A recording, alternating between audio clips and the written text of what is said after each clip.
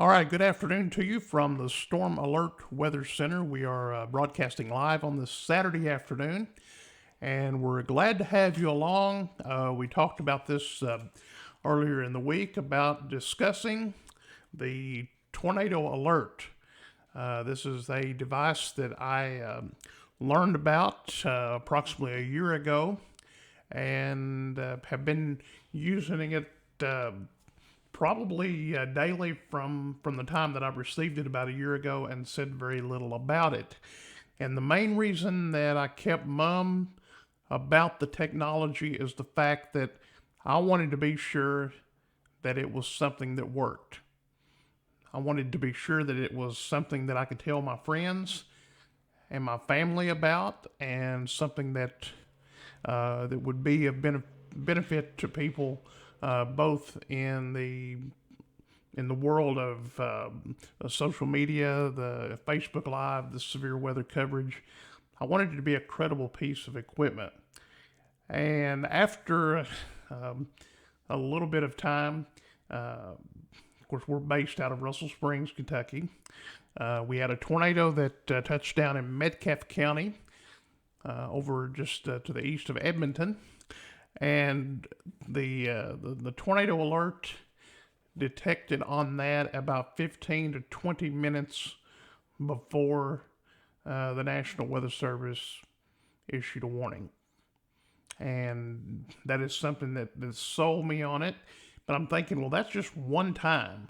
Let's give it some more chances to perform. And that's exactly what I did. I've fooled with this thing for about a year, and I'm very satisfied with it. Very, very pleased to see what the future holds for it. Now, this is the device, as you can see. It is very, very simple to install, and the price is very, very reasonable. And we'll talk about that a little bit later on in the broadcast. But it's about the size of a small alarm clock, like you would find at your motel room if you're traveling. It simply runs on house current, and it also has a spot for a 9-volt backup battery. And this is called the Tornado Alert, and it is a wonderful piece of equipment. Now, is this a big scale device? Is it something that's worth trying to invest in? Is it something that someone's come up with in their garage? Absolutely not. This is brand new video, or a brand new picture from Dayton, Ohio, where the patent holder, Richard Carlisle, and Richard and me have become good friends over the last year. We email back and forth practically every day. And this shows the setup that he has in Dayton, Ohio this morning, talking about the tornado alert and the early alert company. And it's absolutely phenomenal what it will do. I'm sold on it, and I hope that you will be able to appreciate and say the same thing whenever you purchase yours. Now, how does this thing work? Well, first of all, it has a strobe light, and that strobe light is something that alerts you to anything that might be going on as far as the severe weather. It has a threat identification. Now, this is something that is very unique. You know, the National Weather Service will issue countless warnings for areas affecting you for wherever you are. And this device has a range of 30 miles. So you'll have plenty of time to take shelter or to do what you need to do in a particular event. It will identify you of lightning. And of course, that is not something that it alerts for. It will simply say lightning on the screen. I want to show you that. I will get into that in just a second. but it has a threat identification, has a built-in antenna that is constantly listening for electrical activity associated with a thunderstorm. It has a 9 decibel siren that will alert you in the event of a warning, and that is severe thunderstorms and tornado warnings. As we mentioned ago, it's a proximity detector. It tells you approximately where the storms are. Up to 30 miles gives you plenty of alert time to go to a safe place or do what you need to do. Setting controls, as far as setting it up, probably one of the easiest things that you have done. But at the same time, it's a little bit on the sensitive side. It can't be near computers, electrical equipment, anything that would create electrical energy or put off noise. And I don't mean something that you can hear, but it doesn't fare very well in front of computers or a lot of fluorescent lights. So it has to be in a spot that will tolerate that, and we'll go over that here in just a second. All right, the next thing that we want to talk about is, what does it show you on a day-to-day basis? This is what is being shown on my tornado alert now. Now I'm able to show you some of the other threats because Richard gave me a demonstration model probably about 4 months ago, and I can go through and show you what each one looks like. But on day-to-day with no severe weather going on, this is what you have. You show a no threats in your display. Now, the next thing you have is the lightning. That is something that does not alarm for. You will not be bothered by it. You'll only see it if you're passing through and say, well, it's lightning about 4 or 5 miles or 30 miles away from us. And you'll not be bugged by anything that's not important. The next thing that you have is the non-severe status. And the non-severe status was active the night before last when we had the thunderstorm move through. It was active back last week when we had the one storm came through, had some hail.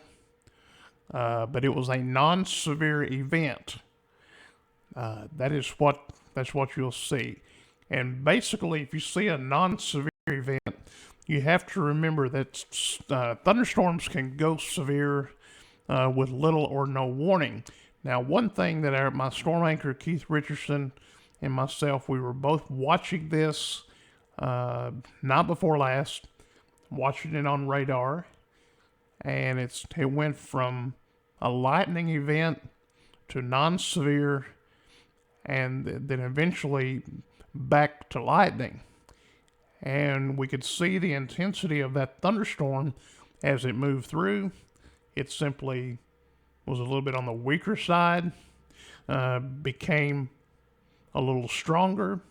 Some small hail was reported, and then it became less severe or not as strong, and became simply a lightning event. And we could see that. And the thing about it is, we detected that the fluctuation in the thunderstorm about 3 or 4 minutes before the radar actually showed it from the National Weather Service. All right, the next thing we have is a severe event. Now, the severe storm, that would mean that the light on the left side of the tornado alert would activate, and you would hear the 90 decibel siren that should awake you in the event of severe weather.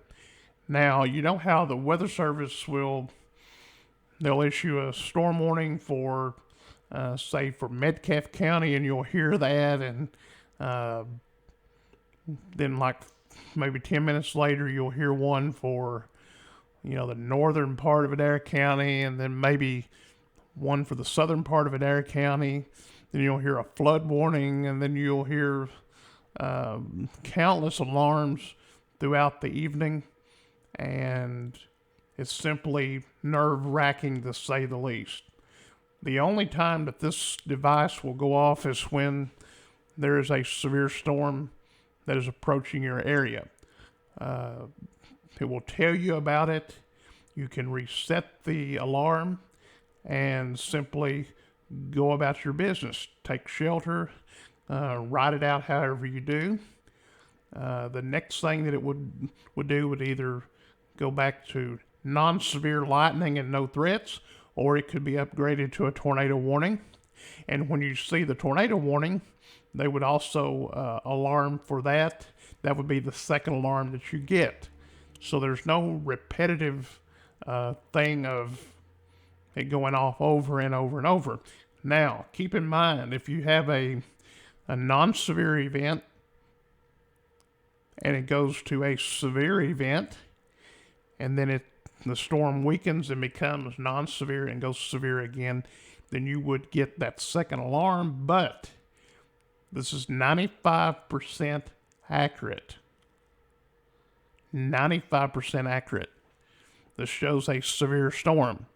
Now, the next thing we have is a tornado risk, and that is a risk that shows that a thunderstorm may be developing a tornado.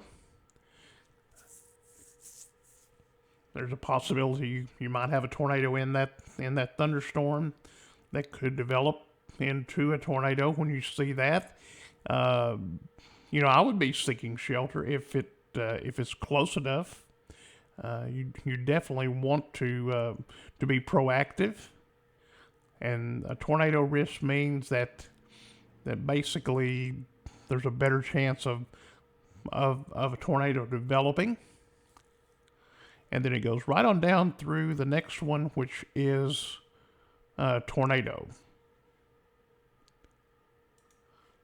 And when you see the tornado, that means that there is a tornado or a significant weather event in the making. Now, the neat thing about this, some people might say, well, what's it doing? Is it going to do anything to help me? Can you give testimonials? There are people that are in some areas of the state, like out in Kansas, different places that are giving testimonies today how that the tornado alert forewarned them 10 minutes ahead of the National Weather Service. Up to 10 minutes advance warning before the National Weather Service issued their particular warning. And that is really that's really something that we need to take seriously, because of the fact that severe weather can and does occur with little or no warning, especially tornadoes. And when we look at this situation, we have a critical thing that we have to deal with when it comes to severe weather. And I want to show you a graphic right now that you may be able to see this on your computer. What you're looking at now are radar sites in parts of Kentucky and Tennessee. The one on the left is generally an area serviced by the National Weather Service in Louisville, and that is the place where we get our warnings. The one to the right represents the National Weather Service in Jackson, Kentucky. The one to the bottom right is Chattanooga or maybe Knoxville. I think it's Knoxville radar site. And then the one on the bottom left is the National Weather Service in Nashville. Now, if you're not able to see this graphic, to see the map and see what that area is in between, this is an area that has poor radar coverage. And guess what? From an area about Boyle County to the northern part of Tennessee, and again, this is generalized areas. The National Weather Service basically, and this is not something I've come up with. I've talked with meteorologists, people who are way smarter than I am when it comes to weather, and they have all told me that we are in that dead zone. Basically, the Weather Service does not have a clue what is going on in our area during severe weather. They don't know what's going on in closer to the ground, I should say. And we're not bashing the Weather Service. Those people put in countless hours to keep us safe and informed. So we're not bashing anybody, and we're not trying to make anybody look like a fool. This is simply what you would call the technology side of it, to show that there are gaps in the system.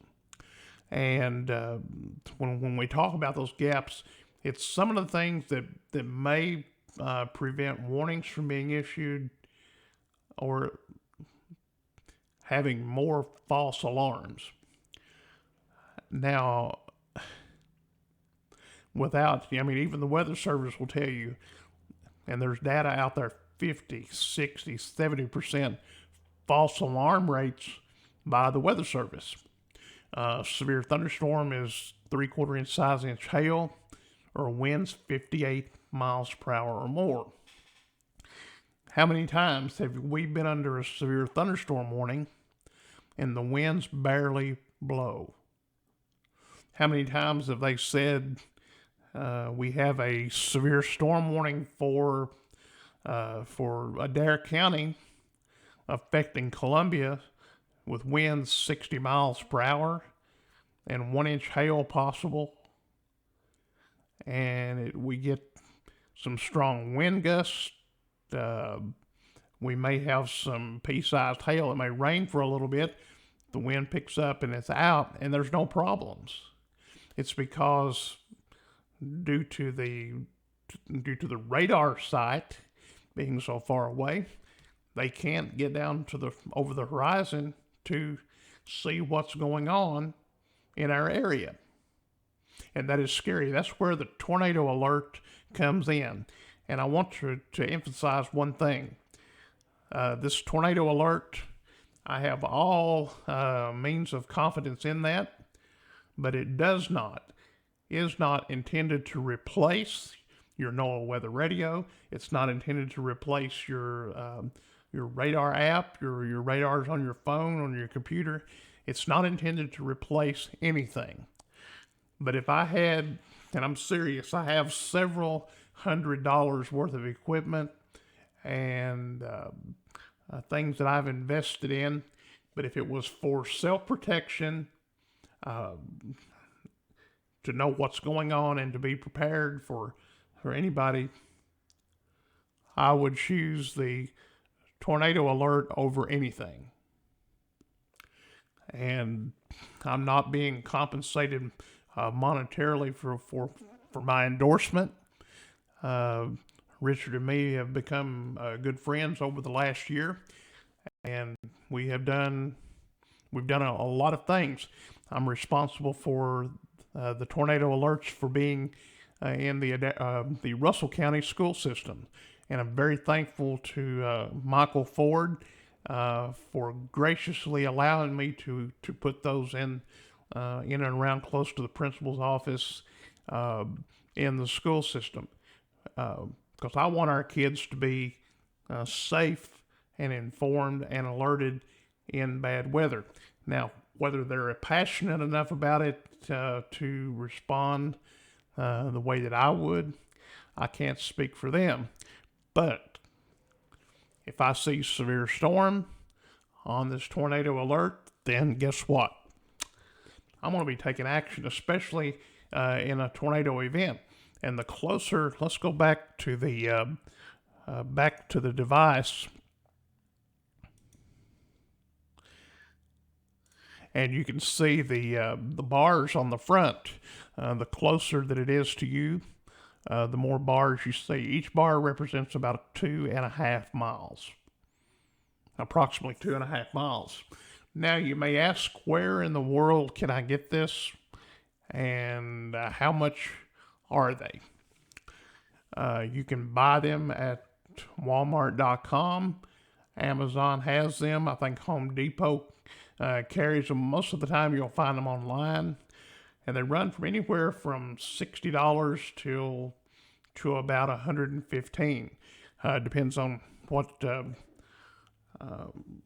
store you get them from.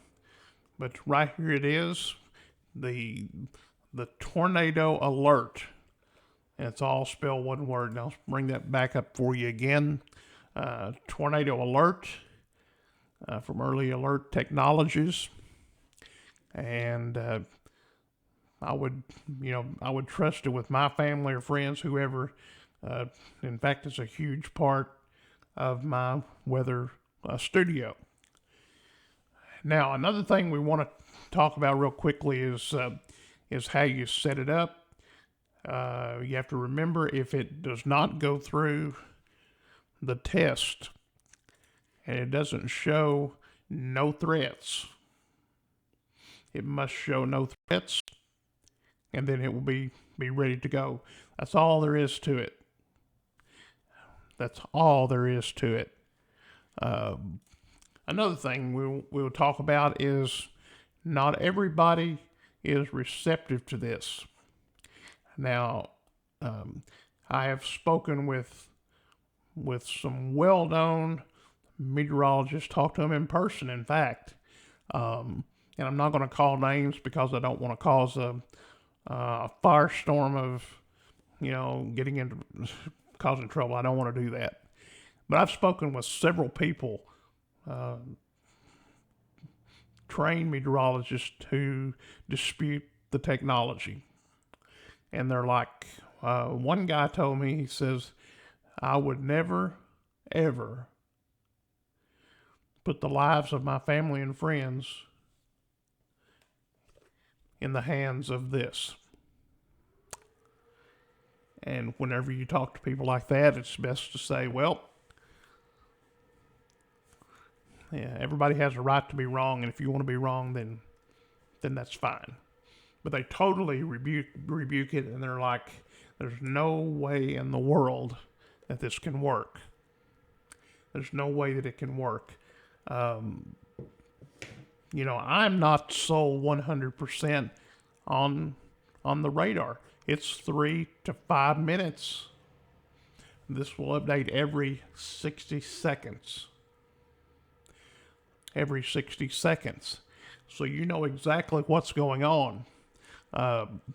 It does not replace the radar, but in my opinion, for whatever it's worth, I feel like that the tornado alert is an added boost of information that you can compile with the radar and say, look, we show a tornado risk, and you can look at the radar and say, well, here's the strongest part, and know exactly where that tornado is based on the display of the tornado alert.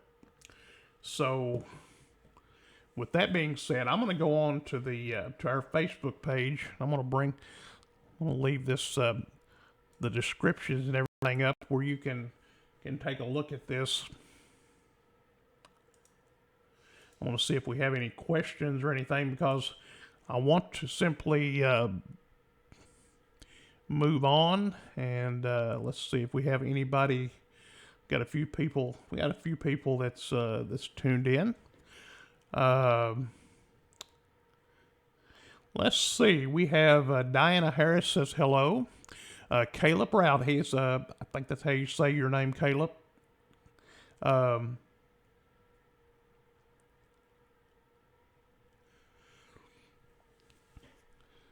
yeah, we do need more radars, and that's something you brought up a good point, Caleb.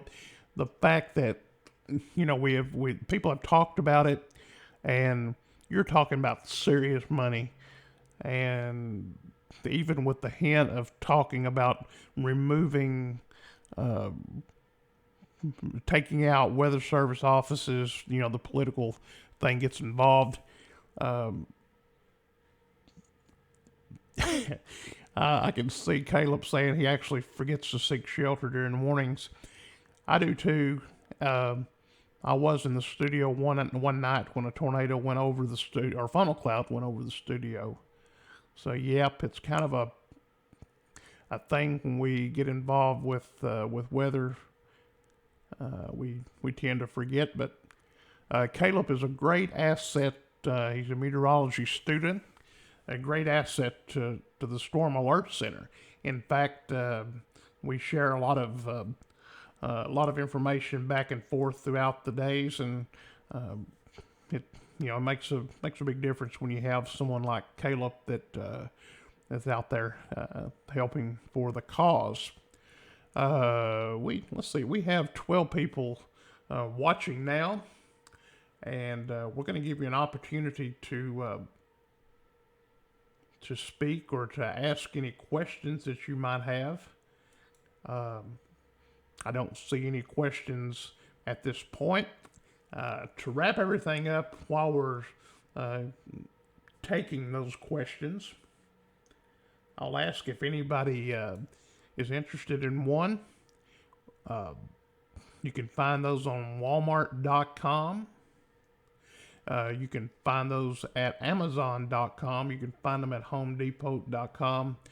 And as I said, you don't have to spend $85 or $115. That's the price range, but they also start out at about $61. I told a friend of mine in Walmart in Columbia yesterday, we were discussing this, and she said, well, how much are they? And we went on the Walmart app and found out, I think it was $61.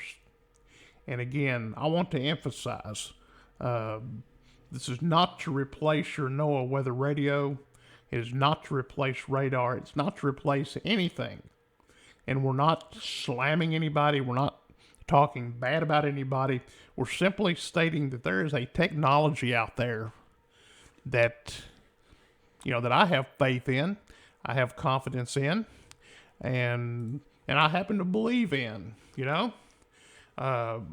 this device, I believe it to work. I believe it to be a credible part of anybody's arsenal, if you might say, for weather coverage, and I've done the legwork, I've done the research, I've seen it perform. Real quickly, a story: we had a storm come through. See, Marie asked if they're only in stores or online only. And about programming, I'm glad to see those questions come in. Do you have to program it to your location or what? No, sir, David Harrell. All you do is turn it on, make sure it goes to no threats, as we showed you, and you're ready to go. It's based on lightning within that thunderstorm, and maybe I should have told you, been more specific on that. But it's based on the lightning inside a thunderstorm. And I know that that may sound simple, and it is in some ways complex in others, but that's what it's based on.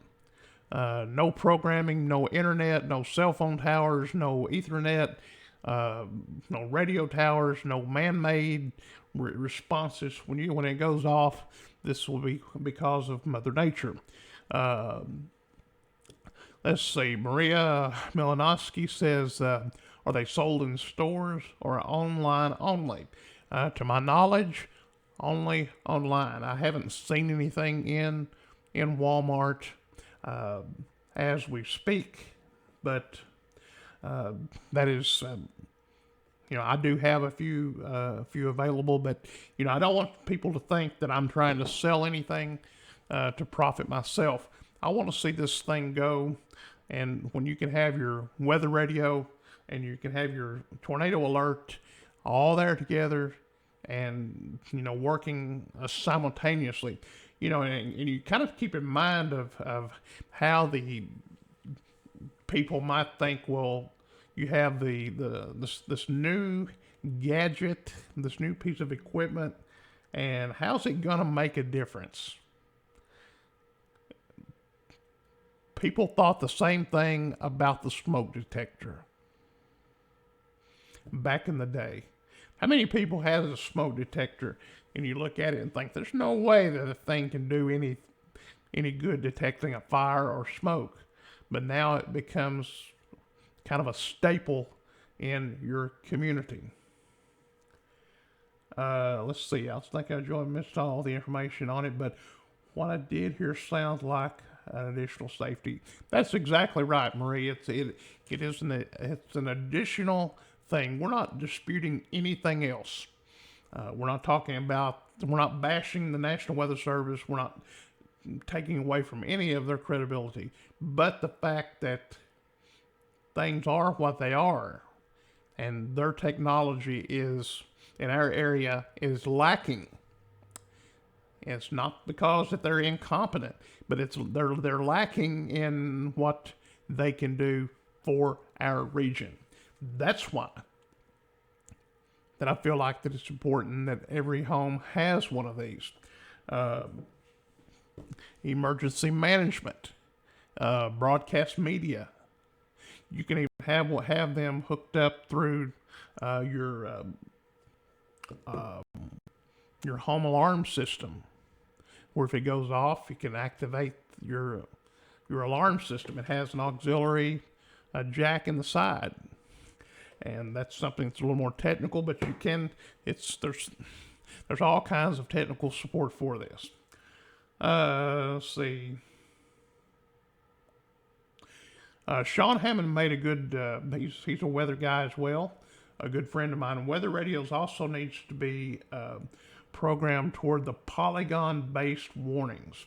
And that's exactly right. I'm going to bring up this page here. You can kind of read over that while I go in and find a graphic that will help you in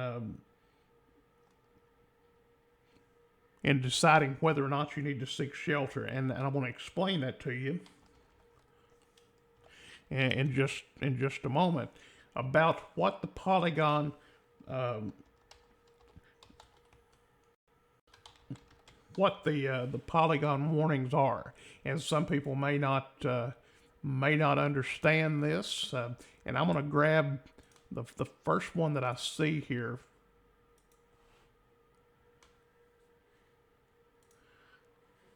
And I'm going to put this into our rotation real quickly.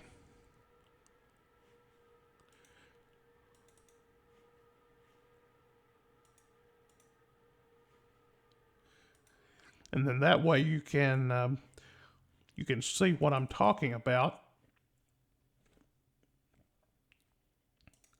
Let's see here.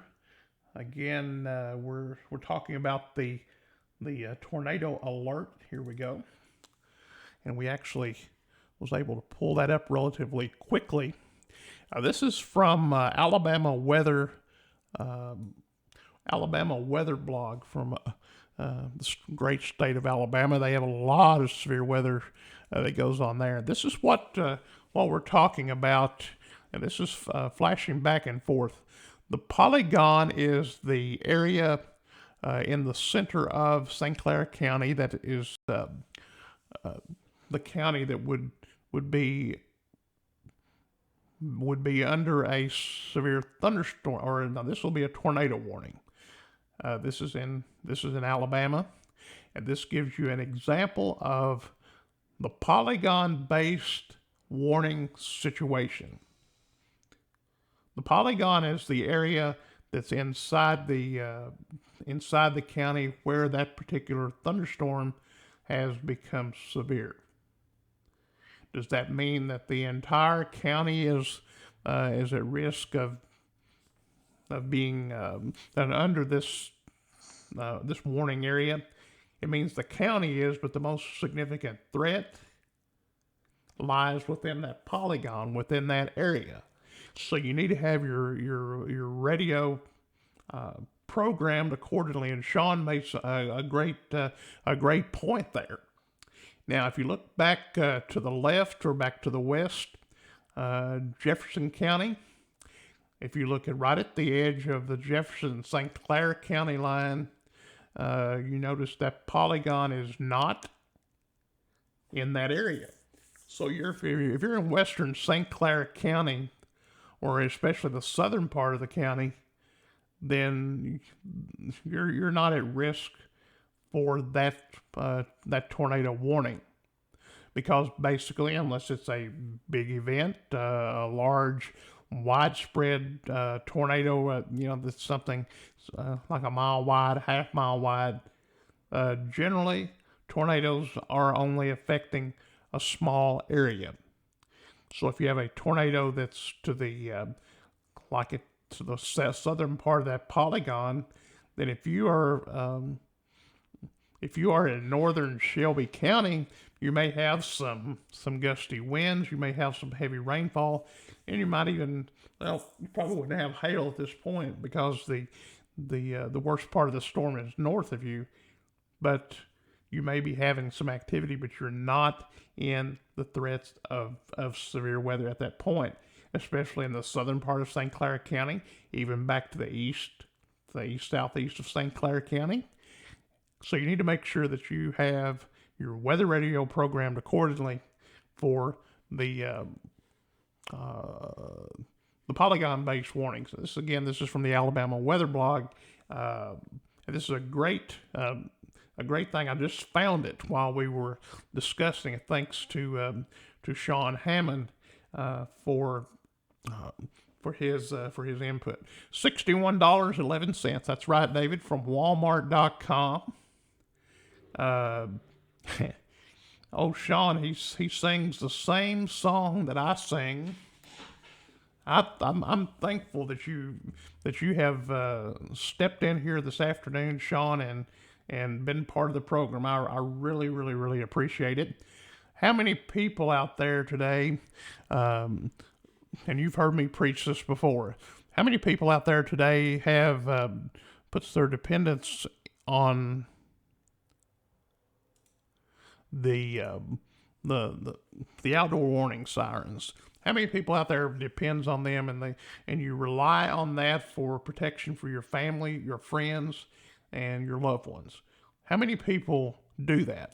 And I know we're getting into quite a bit of time here that we've spent, but hey, it's a good day, and we got 10 people watching, and we'll have more will watch the video later on. But how many people put their confidence in the outdoor warning sirens? How many people put confidence in the outdoor warning sirens? I happen to have a adding machine here, or a calculator. I would rather put my confidence in a calculator with no batteries than I had rely on an outdoor warning siren for warning or alerting me of a tornado or in my region. Now that's just exactly how I feel. They're outdated technology. They are dangerous. To have people have the mindset, and I used to be a pro person for outdoor warning sirens. I wanted one in every neighborhood.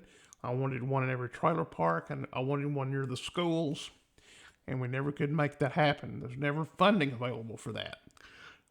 But now we have funding for those type of things, and we're spending tens of thousands of dollars tens of thousands of dollars for each uh, warning siren plus upkeep, and you may or may not hear them. You may or may not hear them. They're not meant to warn you if you're on the outside or on the inside while you're sleeping. And I want to show you the weather app that I use, and you can't really see. It's the weather radio by WDT, and we can determine what's going on. It does the polygon based warnings, weather radio by WDT, and then if you want to do your radar, right here is some storms down in Mississippi this afternoon. Let's see, we got a tornado warning in Oklahoma, and I'm sure that you're not going to be able to see a whole lot on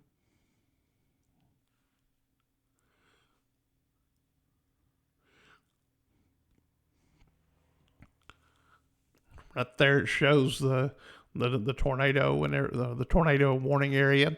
That's a good feature to have. It's radar scope, and it's a $10 one-time fee, and it's a great piece of equipment to have. I wouldn't take anything for it.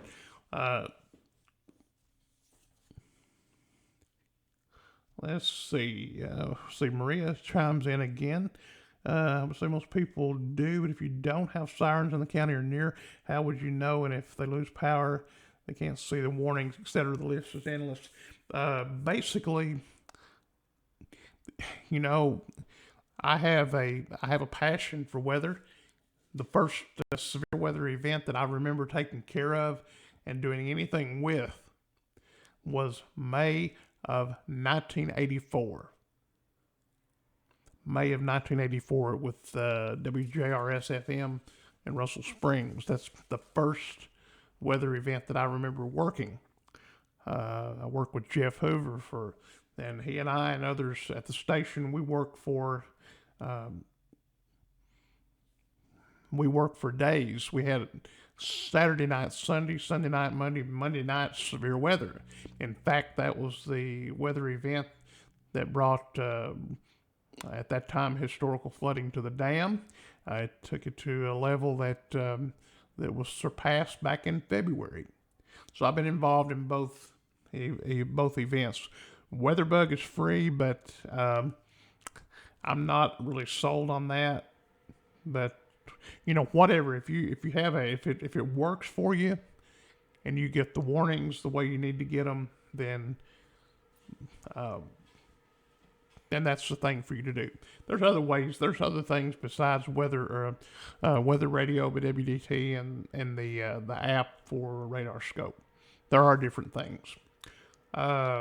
Virginia Garner says, "I'll let you tell me." Well, here's the problem with that. A lot of people says, "Well, would you call me if the weather gets bad?" And my response is, I have too much going on. Whenever there's bad weather moving through, I can't call people and say, go to the cellar or go to the basement. And the reason being, a lot of people are they're so brainless that they don't take action, even if you told them. You could, their weather radio go off. If the Lord intends for me to die, this is how that I'll die. God gave me the sense enough to get out of the way, and as long as I have my tornado alert being alerted ahead and before the storm, then you know what? I'm going to take shelter, because I don't think I'm one that's able to be spared based on my faith or whatever. All right, David Harrell says WeatherBug is a good thing, and like I said, David, I'm not knocking the system. I know what works extremely well for me, and I'm gonna let the questions. If anybody else has a question, you want to mention? I think we still have about 10 or 12 people watching. See, we had about 30 comments so far this afternoon. That's pretty good for a beautiful day like this. Yeah, Virginia, I know you have a siren there, but don't rely on it. In my opinion, the sirens should be cut down even with the ground and plant Canadian thistle or something over the hole. I just cannot tolerate the siren. It's outdated technology from the war back in World War One and Two, and there's so many other ways to get warnings, more dependable warnings. And the fact is, once that warning goes off, somebody has to go set the alarm off. And then you have the storms that they come up that are impacting, say, only the northern part of the county. And Sean Hammond, if you're still here, you will attest to this. We had a storm, I believe a severe storm warning or maybe a tornado warning that was impacting the northern part of Russell County. That's up near the Casey County line. And they activated the sirens for everybody. You know, you got poor people at Crillsboro thinking the dam is broken. You have people in Russell Springs is seeking shelter. You have people out at Esto. They're running in their cellars thinking, hey, we've got a tornado coming. What about the people at Eli? What about the people at Union Chapel, at Bryan, at Jamestown, Modoc Road, Bernard Ridge, Fairview, Mount Eden, Jericho? What are they going to do when the siren goes off and it's really a tornado? Are they going to respond? Are they going to say, that's what happened April the 16th, 2019? The tornado alert siren went off and you could look up and see the stars.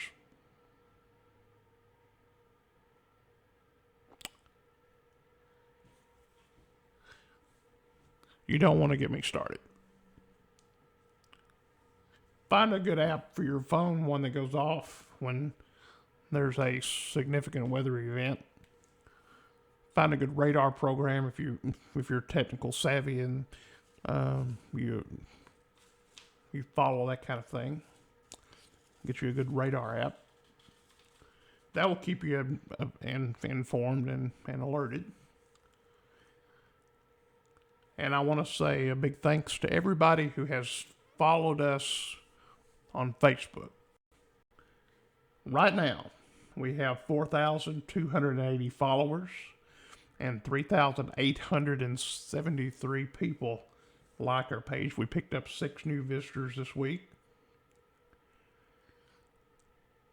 The response on the dam coverage, the flooding back in February, was phenomenal.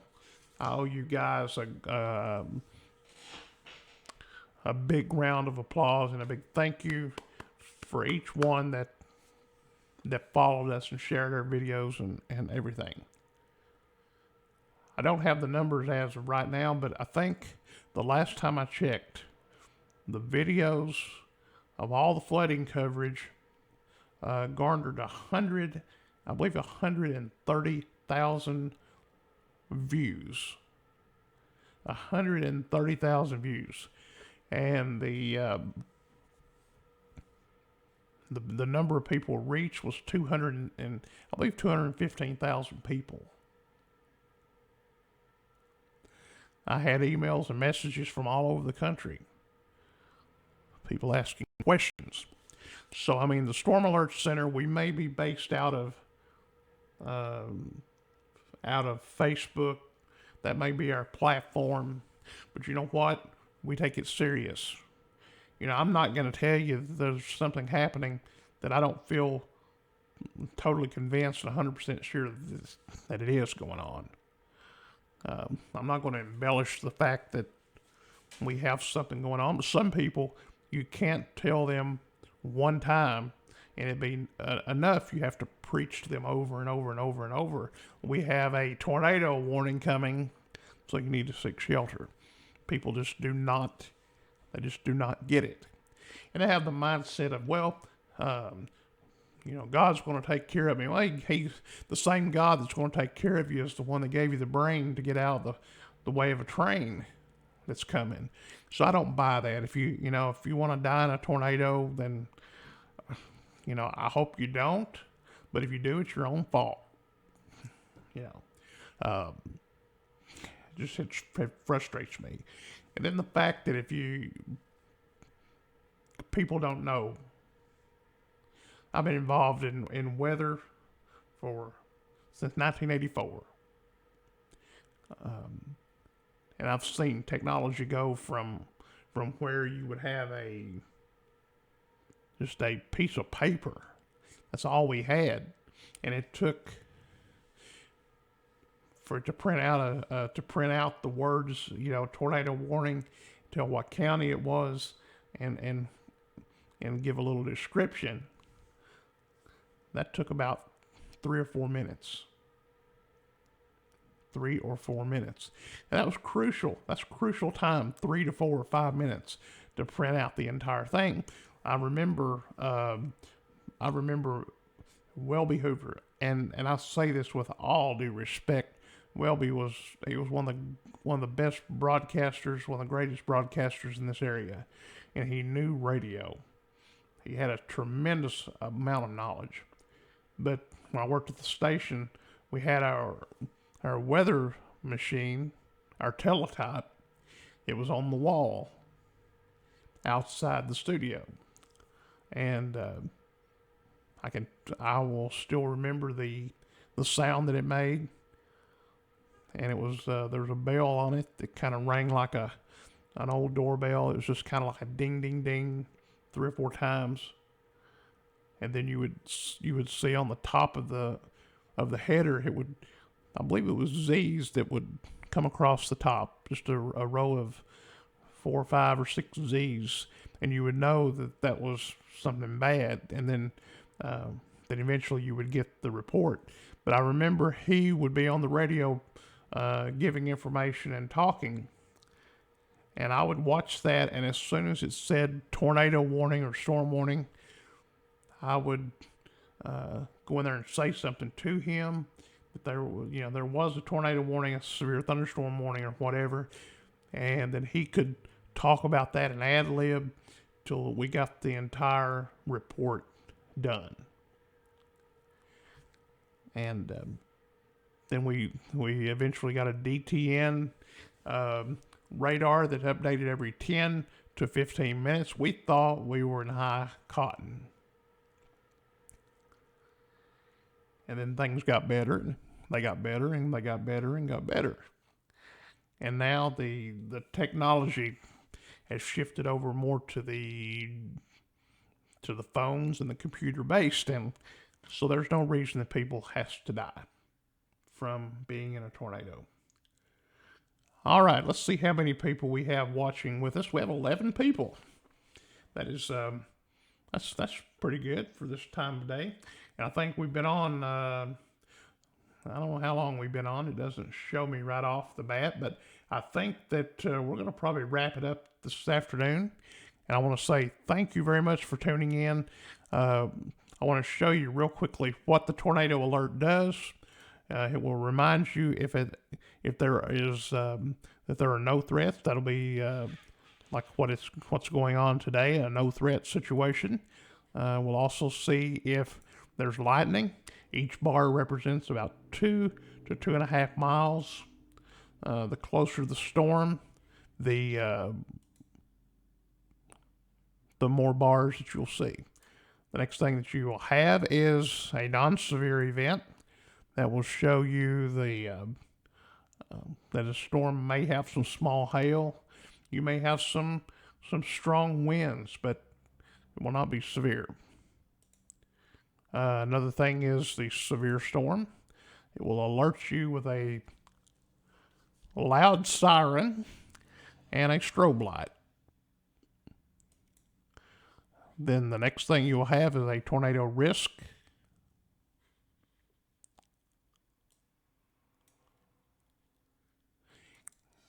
And then finally, a tornado. So if you have a tornado that comes up, then you will be able to see about it first. Right here from the Tornado Alert by Early Alert Technologies. And by the way, our information is being forwarded to the Georgia Technical Institute, and they monitor what's going on here at the Storm Alert Center. They compile data to determine exactly what's going on. All of this is connected to, it's more technical than just the tornado alert hooked to something. We have outdoor sensors and monitoring devices that gives those people an opportunity to view our data, and they know all that data is reviewed by a meteorologist and sometimes even submitted into a summary of what's happened during that event, and we're glad to be part of that. But anyway, unless we've been on 54 minutes according to David Harrell, so I want to get off from here, and I want to say thank you each one for tuning in to the Tornado Alert broadcast, I guess you could say that. There the device is again. And I want to say thanks to Richard Carlisle for introducing me to the product. And I'd like to ask, if you decide to purchase one, if you would just send me a message and say, hey, I have bought one. I would just like to know, and then maybe we can get your information on the program when we have severe weather. Now, if you would do this for me, you can send us a quick screenshot or a quick picture of your tornado alert when it is in severe mode or tornado mode, and document the time and all of that in like a general area of where you're from. We'll send that into the Tornado Alert Company, and then it'll be reviewed. You can be part of the study. We want people out there that can help us. All it takes is just send a picture real quickly, if you can do so safely. If you have a severe weather event, a severe storm, or a tornado on the display. All right, I think we're about done. We're going to say goodbye. Hope you all have a safe and pleasant Saturday afternoon, and we will catch you next time from the Storm Alert Center, brought to you by the fine folks at over in Columbia. I should have mentioned his name before. Joe Brown's Auto Body Repair. If you have need car repairs for hail damage, car wrecks, whatever, towing services, Joe Brown, 3840422. That's the number you need to know as well. Joe Brown's Auto Body in Columbia. We say thank you for tuning in, and have a safe and pleasant Saturday afternoon. Thank you.